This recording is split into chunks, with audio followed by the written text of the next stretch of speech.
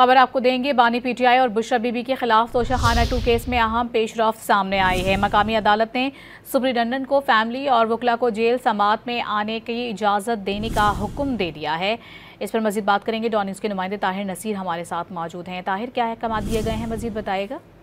जी सना, देखें, बानी पीटीआई और बुशरा बीबी के खिलाफ तोशाखाना 2 केस में अहम पेशरफ्त सामने ये अदालत ने गुज़िश्ता समाअत का तहरीरी हुक्मनामा जारी कर दिया और अदालत ने अपने हुक्मनामे में सुप्रिटेंडेंट अडयाला जेल को फैमिली और वकला की जेल समाअत में आने की इजाजत देने का हुक्म दिया है। स्पेशल जज सेंट्रल शाहरुख खरजमन ने तहरीरी हुक्मनामा जारी किया। हुक्मनामे में ये कहा गया है कि जिन वकला के वकालतनामा जमा है सुप्रिटेंडेंट अडयाला जेल उनको आने की इजाजत दें। जेल के बाहर जो फैमिली मेंबर्स मौजूद हैं उनको भी समाअत में आने की इजाजत दी जाए।